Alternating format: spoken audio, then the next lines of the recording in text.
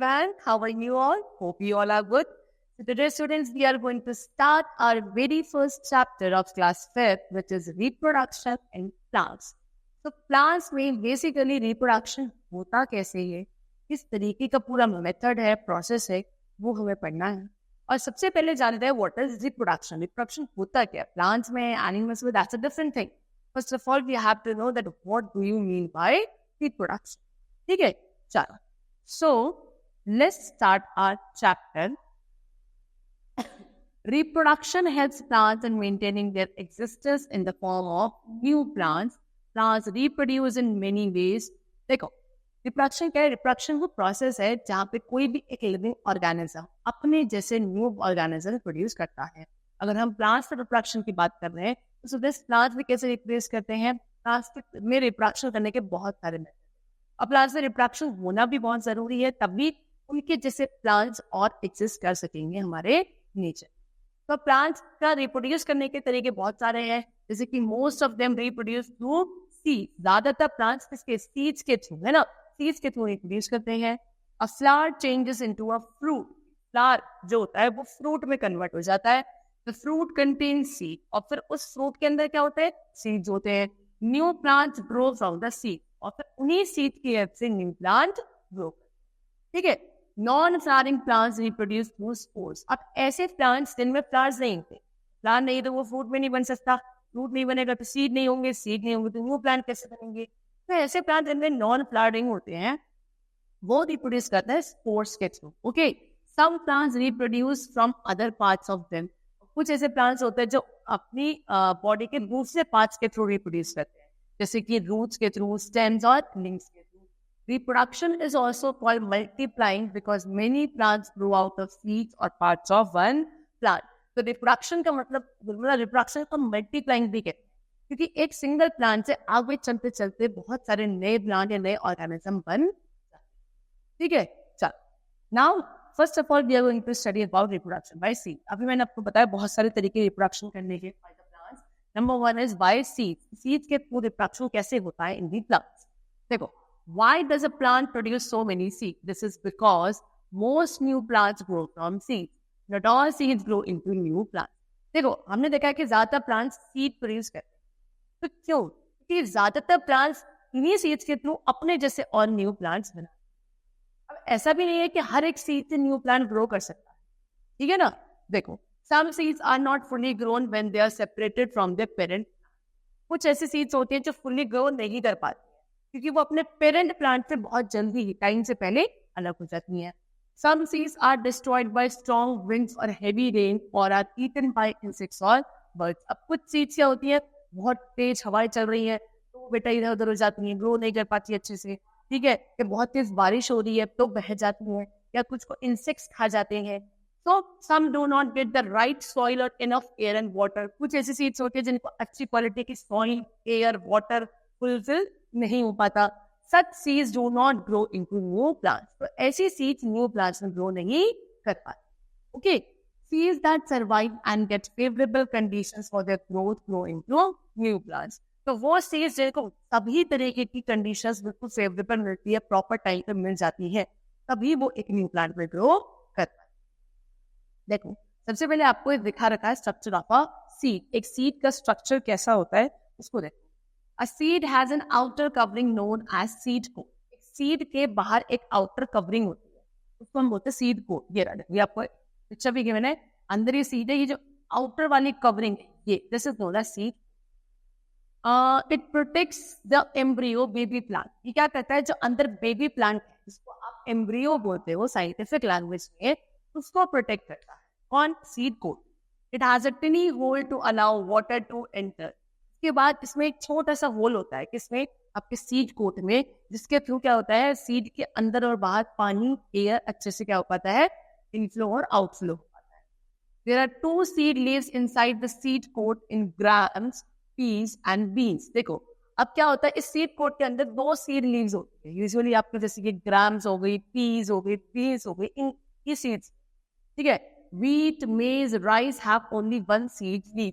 अगर हम व्हीट, मेज और राइस इन सब की बात करें, इनके सीड्स में सिर्फ एक ही सीड लीफ होती है. तो बिटवीन सीड लीव्स और inside a seed leaf there is a baby plant. क्या होता है इन्हीं सीड लीव्स के बीच में, जब बोले सीड लीव्स के अंदर ही क्या होता है आपका बेबी प्लांट होता है। This baby plant has a tiny shoot and a tiny root. इसी बेबी प्लांट में एक छोटी सी शूट पोर्शन होता है, एक छोटा सा रूट पोर्शन होता है।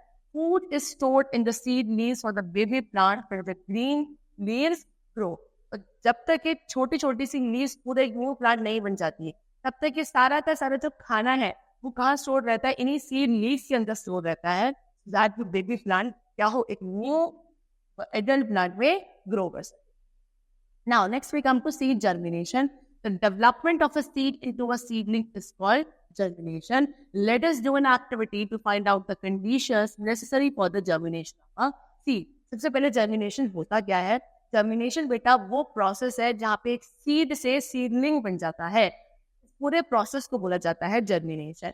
अब आपको ये एक्टिविटी गिवन है जहाँ पे हम ये देखेंगे कि एक सीड से सीडलिंग बनने तक के लिए या बोलो सीड की जर्मिनेशन के लिए क्या क्या चीजें नेसेसरी होती है। इस एक्टिविटी में स्टूडेंट्स किया क्या है मैं आपको बताती हूँ। इन्होंने 3 बीन सीड्स लिए, ठीक है, 3 बीन सीड्स लिए हैं, यानी कि आपके कुछ भी आप राजमा वगैरह किसी जैसे कुछ ले सकते हो। बीन सीड्स लिए और फिर उनको क्या करा, एक ग्लास प्लेट से, देखो आपको पिक्चर में शो इस तरीके की एक प्लेट सी है, इसमें 3 सीड्स को इससे एक थ्रेड की हेल्प से बांध दिया थोड़ा डिस्टेंस पे, ठीक है, इनको नीचे इसके ऊपर एक उसके ऊपर।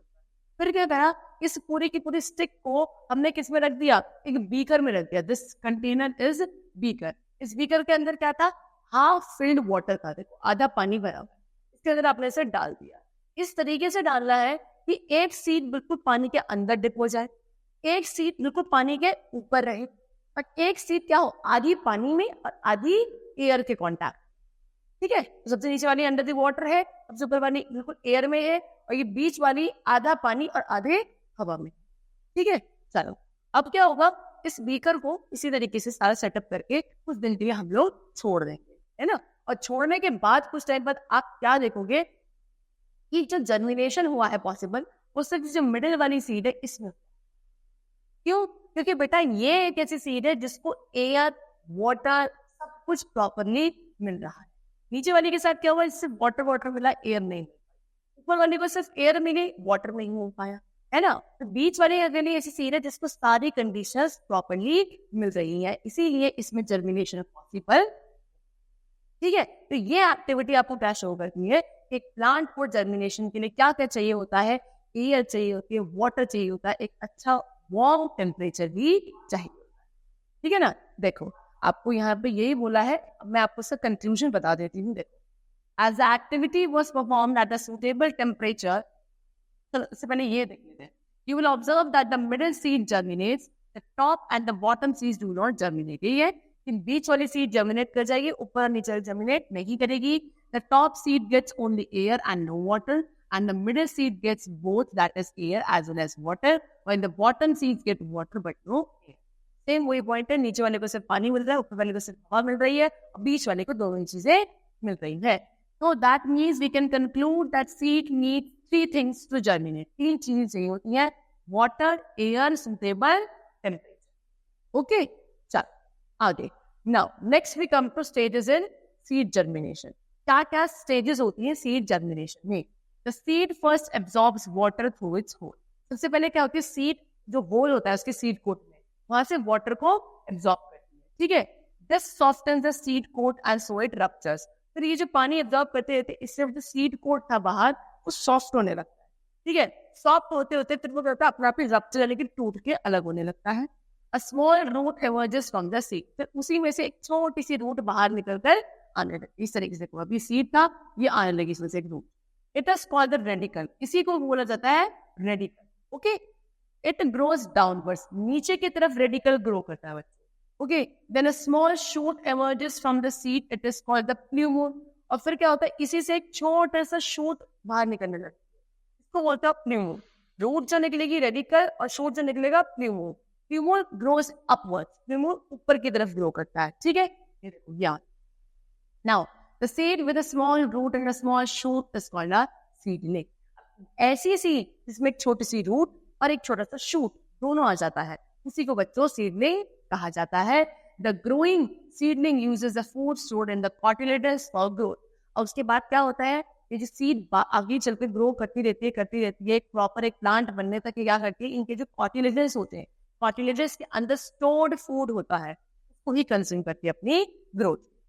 ठीक है, चल now after few days green leaves start appearing on the shoot. फिर कुछ दिनों बाद क्या होता है, छोटी छोटी सी ग्रीन लीव्स दिखने लगती है शूट वाले पोर्शन में। These leaves make the food by the process of photosynthesis. अब जब लीव्स आ गई है तो आपको तो पता ही है कि लीव्स अपना खाना प्रिपेयर करने लग जाती हैं। अब वो उसके कॉर्डिनेटर के ऊपर डिपेंडेंट नहीं होती है, लीव्स बनाती है खाना by the process of photosynthesis. The cotyledons dry up and fall off as all the food in them is used. फिर वो cotyledons जो थे, जब उनका कोई काम नहीं है, वो ड्राई हो जाते हैं और फिर अपना भी नीचे गिर जाते हैं। Okay, the seedling then develops into a new plant. और फिर वो seedling क्या एक new plant में develop हो जाता है। ठीक है, चलो। Now next we come to seed dispersion. We know that plants cannot move on their own. Nature has therefore arranged some methods by which the seeds of plant get scattered to large distances. हमें पता है कि plants खुद से move नहीं कर सकते, इसलिए हमारे नेचर में कुछ ऐसी चीजें होती हैं जो प्लांट्स की जो सीड्स होती हैं उनको अपने आप ही अलग अलग जगह पे डिस्पर्स या स्प्रेड करने में हमें हेल्प करती हैं। क्या क्या है? Water, wind, birds and animals. ठीक है ना, तो ये सीड्स होती हैं जो क्या होती है, इनके थ्रू डिस्पर्स होती है, वाटर, विंड, बर्ड और एनिमल्स के थ्रू होती है। And the scattering of seed away from the mother plant is called dispersion of seed. और मदर प्लांट से जो सीड्स आगे चल के स्कैटर हो जाती है, बिखर जाती है, इसको बोला जाता है डिस्पर्जन ऑफ सीड। कौन करवाता है dispersion? Water, wind, birds and mammals, animals sorry. These are called agents of dispersal. और ये जो जितने भी मैंने आपको 4 ऑर्गेनिजम्स बताए है ना, ये ऐसे हैं जो कहलाते हैं एजेंट्स ऑफ डिस्पर्जन कहलाते हैं, क्योंकि इन्हीं के through dispersion of seed is possible. Now next we come to dispersion by water. Water के थ्रू कैसे डिस्पर्जन होता है? Seeds of plants growing in और near the water are dispersed by water. वो प्लांट्स जिनकी सीड्स क्या, ये तो पानी के आसपास रहती है ना, ये प्लांट्स जो आपके पानी के आसपास है, उनकी सीड्स किसके थ्रू? वाटर के थ्रू डिस्पर्स।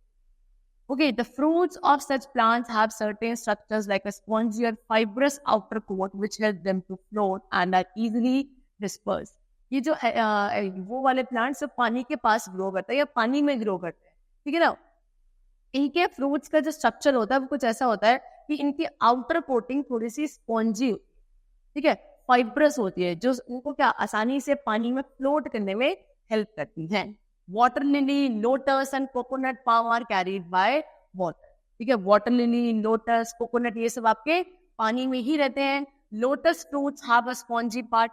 लोटस के जो फ्रूट्स होते हैं उनका एक स्पॉन्जी सा पार्ट होता है। Coconut has a thick fibre coat. Coconut में आप देखिए बाहर से एक बहुत ही फाइबर कोट होती है, बहुत ही thick, and which makes them light and enables them to float in water. और इसी की वजह से ये आसानी से क्या हो जाते हैं, पानी में तैर पाते हैं, क्योंकि ये सारे फीचर्स इनको क्या बनाते हैं, light weight. Now next, dispersion by wind. Wind के थ्रू कैसे डिस्पर्जन होता है? देखो, seeds dispersed by the wind must be light and small in order to be carried by the wind. देखो, वो सीड जो विंड के थ्रू डिस्पर्स होगी वो कैसे होनी चाहिए? छोटी होनी चाहिए साइज में, बहुत ही हल्की होनी चाहिए, तभी तो वो हवा के बहाव से बह पाएंगी। This means they can be carried to greater distances. इसका मतलब क्या? अगर वो ऐसी फीचर्स होंगे, छोटी होंगी, हल्की होंगी, तो हवा के बहाव से बहुत दूर तक चली जाएंगी। They have hairs or wings to help them be carried away by the wind. क्या होते हैं? ऐसी सीड्स के पास hairs होते हैं, छोटे छोटे से विंग्स होते हैं, so that जब एयर विंड चलती है, सॉफ्ट विंड, तो ये उसमें क्या हो जाते हैं, कैरी होकर हवा के से दूर चले जाते हैं। The seeds of hiptage, dandelion and cotton have tufts of hair. Hiptage, dandelion, cotton, ये कुछ ऐसे प्लांट्स हैं जिनकी सीड्स कैसी होती हैं, बहुत सारे इन पे हेयर्स होते हैं। तो sycamore seeds are winged. Sycamore plant की सीड कैसी होती है? इन पे विंग्स होते हैं। They spin through the air like mini helicopters. इनकी सीड ऐसे एयर में ऐसे चलती है जैसे छोटे छोटे हेलीकॉप्टर्स चलते हैं। हवा जब चलती है ना, तो क्योंकि इन पे क्या होते हैं, आपके विंग्स होते हैं, तो ये हवा के बहाव में ऐसे उड़ के जाती है, ऐसे लगता है छोटे छोटे हेलीकॉप्टर्स। ठीक है ना। चलो, now next we come to what, dispersion by animal. Animals के थ्रू कैसे डिस्पर्जन होता है सीड का? Animals and human beings eat fruits like apple, mango and watermelon and throw away their seeds. These seeds grow into new plants. देखो, animals हो गए, human beings हो गए, हम लोग क्या करते हैं, अलग अलग फ्रूट्स को कंज्यूम करते हैं। उन फ्रूट्स की सीड्स को वैसे कहीं भी फेंक देते हैं। जहां पे वो सीड्स जाती हैं वहां पे अगर उनको फेवरेबल कंडीशंस मिलती हैं वो वहीं पर ग्रो करके एक न्यू प्लांट डेवलप हो जाता है। Some of the seeds like xanthium, tiger nail and spear grass have hooks or spines. अब कुछ ऐसे सीड्स है जिनमें हुक्स से वो कांटे से होते हैं, स्पाइन्स होते हैं, जैसे कि xanthium, tiger nail, spear grass. They get attached to the animal's body or clothes of human beings and carried to other places. तो क्योंकि वो क्या स्पाइन से होता है, क्या होता है, मान लो किसी भी एनिमल की बॉडी पे चिपक जाएंगे, ह्यूमन बींग से कपड़ों पे चिपक जाएंगे और फिर जहाँ हम जाएंगे वहीं कहीं पे क्योंकि आसानी से गिर जाते हैं, डिस्पर्स हो जाते हैं। These seeds also grow into new plants. और फिर वही सीड आगे न्यू प्लांट्स बन जाते हैं। ठीक है, now dispersion by explosion. Explosion से कैसे डिस्पर्शन होता है? Some fruits like peas in a pod burst open or explode when dry. अब कैसे कुछ ऐसे फ्रूट्स होते हैं जैसे कि पीस होती है, मटर, क्या होते हैं, इनकी जब सीज मतलब आपकी सीड है वो ड्राई हो जाती है तो ऐसे ये बस्ट हो जाता है। बस्ट होने से के बाद क्या होता है कि इसके अंदर सारी सीड्स आपके एक्सप्लोड होके फैल जाते हैं, डिस्पर्स हो जाते हैं। Okay, the force of explosion helps to scatter the seed. जिस फोर्स से ऐसे बस्ट होती है, एक्सप्लोड होती है, उसी की वजह से सीड क्या हो जाता है, डिस्पर्जन हो जाता है। ठीक है बच्चों, चल ना नेक्स्ट देखो, ये दिख रहा है ना आपको, ऐसे ये खुल गई, तो खुलने के अंदर बाद ये जितनी भी अंदर सीड्स है ये छोटी छोटी, ये सारी की सारी ऐसे स्कैटर डिस्पर्स हो जाए। Now next we come to vegetative propagation. अब आते हैं वेजिटेटिव प्रोपोगेशन क्या होता है। चलो बच्चों, when plants reproduce with the help of their body parts such as roots, stems and leaves and not through seed is called vegetative propagation. Starting में भी बताया था कुछ ऐसे प्लांट्स जो जिनमें सीड्स नहीं होती है तो वो क्या करते हैं, अपने दूसरे बॉडी पार्ट से रिप्रोड्यूस करते हैं, जैसे कि स्टेम से, रूट से, लीव से। ओके, तो सीड्स के थ्रू नहीं करते हैं, तो इसी को बोला जाता है वेजिटेटिव प्रोपोगेशन। ओके, जैसे कि सबसे पहले रिप्रोडक्शन बाय रूट। रूट के थ्रू कैसे रिप्रोडक्शन होता है? Sweet potato, radish, turnip, carrot, etc. are roots of plants which have stored food in them. Sweet potato खाते हो, ठीक है, रेडिश, टर्निप, कैरेट, ये क्या होते हैं, ये प्लांट की रूट्स होती है जिनके अंदर क्या होता है, स्टोर्ड फूड होता है।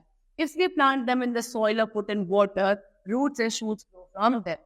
अगर आप इन रूट्स को क्या करोगे, या तो वाटर में रख दो कुछ टाइम के लिए, है ना, और फिर उसके बाद इसको सॉइल में, मिट्टी में डाल दोगे, छोटी छोटी सी रूट और शूट पोस्ट आने लगेगा और वहीं से फिर क्या हो जाएगा, ये न्यू प्लांट डेवलप हो जाएगा। नेक्स्ट में come to reproduction by stems. Stems के थ्रू कैसे रिप्रोडक्शन होता है? जैसे कि ginger, potato, onion, turmeric and banana are underground stems. Ginger खाया है सबने, क्या होता है जिंजर, अदरक होता है, पोटैटो, अनियन, टर्मरिक आपकी हल्दी हो गई, बनाना, ये ऐसी स्टेम्स है जो अंडरग्राउंड होती है। स्टेम तो नहीं के ऊपर पोर्शन होता है, अबव द ग्राउंड, लेकिन ये अंडरग्राउंड स्टेम्स होती है। Okay, when these stems are planted in the soil, new plants grow from these buds. अब इन्हीं stems को अगर आप soil में plant कर दोगे, लगा दोगे, तो इन stems से छोटे छोटे से bud निकलने लगते हैं और वही आगे develop होकर new plant बन जाते हैं। Now we come to reproduction by leaves. Leaves के through कैसे reproduction होता है? Some leaves grow plants from their edges. अब कुछ ऐसी leaves होती हैं plant के edges पर लगने लगती है, छोटे छोटे, है ना। The leaves of bryophyllum plant produce buds on the edges. अब एक प्लांट होता है ब्रायोफाइलम प्लांट, उसकी जो लीव्स होती है उसके एजेस पर आ जाती है। देखो इस तरीके से, ये ना ब्रायोफाइलम प्लांट है, इसकी बड़ी बड़ी लीव्स हैं और साइड में छोटे छोटे छोटे छोटे देखो कितने सारे आपको क्या दे रखे हैं, ये बर्ड्स से आ जाते हैं। Such leaves are heavy and remain near the ground. ये लीव्स हैवी होती है और इसलिए ग्राउंड पे ही रहती है, ज्यादा ऊंचा नहीं लगता है। The new plants have their own roots and leaves. और फिर क्या होता है, यही जो लीव्स होती है नीचे गिर जाती हैं और यहाँ से एक न्यू प्लांट ग्रो कर जाता है। न्यू प्लांट ग्रो करेगा बच्चों, उसका खुद की रूट्स और खुद की लीव्स होंगी। These roots grow long till they reach the ground and then the new plant separates from the mother leaf and grow on its own. तो यही रूट्स जो होते हैं, पर इनमें से क्या निकलती है, रूट्स निकलती है। जो पत्तियां निकली है ना, इन्हीं पत्तियों से रूट निकलेगी और ये रूट नीचे नीचे नीचे नीचे ऐसे जाती है, तब तक जाएंगे जब तक ये ग्राउंड में नहीं मिल जाती। जैसे ग्राउंड में मिल जाएगी, खुद की सॉइल मिल जाएगी, ये मदर प्लांट से सेपरेट हो जाएगी और वहीं एक न्यू प्लांट ग्रो कर जाएगा। Now reproduction by stem cutting. Stem cutting से कैसे रिप्रोडक्शन होता है? Some plants like rose, hibiscus, cotton and sugar cane have buds on their stem. आपका रोज हो गया, हिबिस्कस, कॉटन, शुगर केन, गन्ना, इनकी क्या होते हैं, इनके स्टेम पे बर्ड्स होते हैं। Okay, to grow them into new plant just cut their stem, this is called stem cutting. अगर आपको इनके जैसे और न्यू प्लांट लगाने हैं इनकी स्टेम को कट करो और दूसरे पे सॉइल में लगा दो, इसी को बोला जाता है stem cutting. Plant stem cutting into the soil, after few days it grows into a new plant. बस वही स्टेम कटिंग को दूसरे सॉइल पे लगा दिया जाएगा, फेवरेबल कंडीशंस मिलेंगी, न्यू प्लांट ग्रो कर जाएगा. ठीक है बच्चों, चलो now next we come to reproduction by spores. Spores के थ्रू कैसे रिप्रोडक्शन होता है? Moulds, mushrooms and ferns are non flowering plant. आपका मोल्ड, मशरूम, फर्न ये नॉन फ्लावरिंग प्लांट है, इनमें फ्लावर्स नहीं लगते हैं. They produce spores instead of flower. तो इनमें क्या होता है, इनमें फ्लावर की जगह स्पोर्स लगते हैं. These spores are dispersed by wind. और यही स्पोर्स क्या, जब हवा चलती है तेज हवा, इससे क्या हो जाता है, डिस्पर्स हो जाते हैं. Under favourable condition the spores grow into new plants. फिर ये स्पोर्स अलग अलग जाके स्कैटर हो जाएंगे, फैल जाएंगे. फेवरेबल कंडीशंस में यही आगे चल के न्यू प्लांट डेवलप हो जाता है. Each spore can produce a new plant. हर एक स्पोर से एक न्यू प्लांट ग्रो कर सकता है. ओके चलो, now next we come to crops. Crops क्या होते हैं, जल्दी से आते. Crops are the plant that which are grown in fields by farmers for food और to obtain other useful product.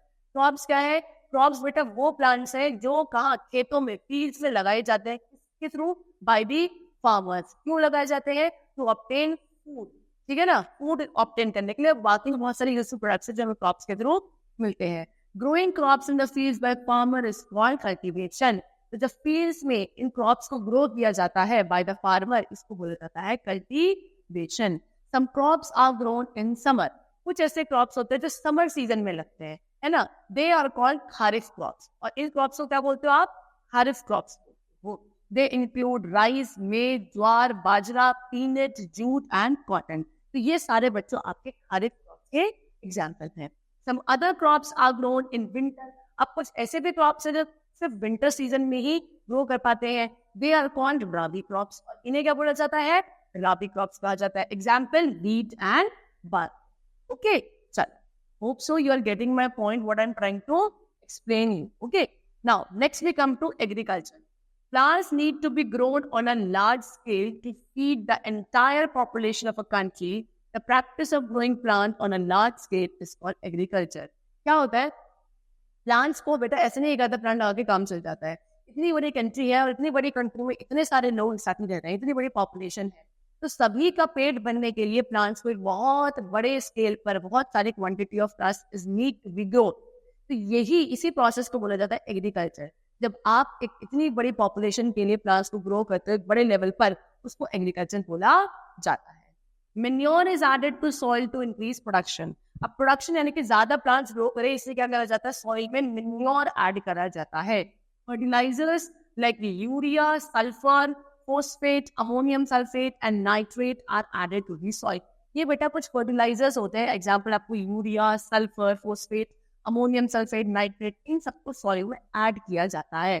However, over use of chemical fertiliser can be harmful for the soil as well as the crops. अगर हम इसको over use कर रहे हैं, यानी कि हम फर्टिलाइजर ज्यादा डाल रहे हैं सॉइल के अंदर, ये हार्मफुल हो सकता है क्योंकि एक तरीके के केमिकल्स ही है. तो वो अल्टीमेटली क्या होगा, हमारी बॉडी के अंदर एंटर करेंगे, which is very harmful to us. तो इसका ओवर यूज होना into the plants and the soil दोनों के लिए खतरनाक है. प्लांट्स के लिए भी, इन प्लांट्स को जो कंज्यूम करेगा उनके लिए भी, और सॉइल के लिए. ठीक है ना. For a good and healthy crop we must. तो अगर आप चाहते हो कि एक हेल्दी क्रॉप हम लोग खाएं, तो क्या करना चाहिए? Use healthy and right seeds for sowing. तो सोइंग के टाइम पर कैसे एक हेल्दी और अच्छी सीड का यूज करना चाहिए.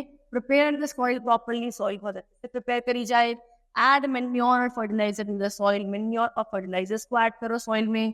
Irrigate the soil. पानी अच्छे से provide करो soil को. Use insecticides and pesticides. Insecticides और pesticides से use करा जाए. ये भी आपके chemicals ही होते हैं जो छोटे छोटे insects या pests जो लग जाते हैं plants में, उनको खत्म कर देते हैं. These are the chemicals that are sprayed on standing crops. बताया ना, insecticide और pesticides क्या है? ये कुछ केमिकल्स होते हैं जो क्या स्प्रे के थ्रू करे जाते हैं आपके पूरे प्रोडक्शन पर. Sprayed properly, they protect the crops from being destroyed by pests. अगर आप इसे अच्छे से स्प्रे करोगे तो क्या करते हैं, ये आपके प्लांट्स को, आपके क्रॉप प्रोडक्शन को प्रोटेक्ट करते हैं. किस चीज से? इंसेक्ट्स वगैरह से, पेस्ट वगैरह से. However, too much use of pesticides and insecticide can be harmful to our health. लेकिन क्योंकि ये भी एक केमिकल ही है, तो इनका भी एक्सेसिव यूज, ज्यादा यूज हमारी हेल्थ के लिए गलत हो सकता है. चलो, now the last topic is protection of crops. Crops की प्रोटेक्शन कैसे करी जाए? Birds, insects, squirrels, moles etcetera damage the crops. देखो, बर्ड्स हो गए, इंसेक्ट्स, स्क्विरल, ये सब क्या करते हैं? हमारे क्रॉप्स को बर्बाद कर सकते हैं।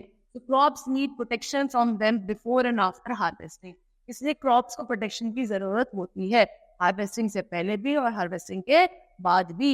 हार्वेस्टिंग मतलब क्या? जब आपके पूरे तरीके से प्रॉपर क्रॉप्स ग्रो कर जाता है, तो जब कटाई होती है काट के, है ना, उसको हार्वेस्टिंग बोला जाता है। तो हार्वेस्टिंग से पहले भी प्रोटेक्शन चाहिए और प्रोटेक्शन के हार्वेस्टिंग के बाद भी। तो we can spray pesticide and insecticides to protect crops. इसीलिए हम लोग क्रॉप्स को प्रोटेक्ट करने के लिए पेस्टिसाइड्स और इंसेक्टिसाइड्स का यूज करते हैं। Okay, grain and seed should be stored properly after harvesting the crop. और हार्वेस्टिंग के बाद जो भी आपको ग्रेन्स वगैरह मिले हैं, इनको प्रॉपर्ली स्टोर करना चाहिए, सो दैट कि जितने भी मैंने आपको चीजें बताई थी, ये क्या ना करे, आपके क्रॉप्स को डैमेज ना। इस तरीके से प्लांट्स में रिप्रोडक्शन होता है, अलग अलग मेथड से। कंडीशंस मैंने आपको सारी बता दी है, सब कुछ बहुत अच्छे से क्लियर हो गया है। Hope you all understood it very well and that's the chapter completed over here. Thank you everyone.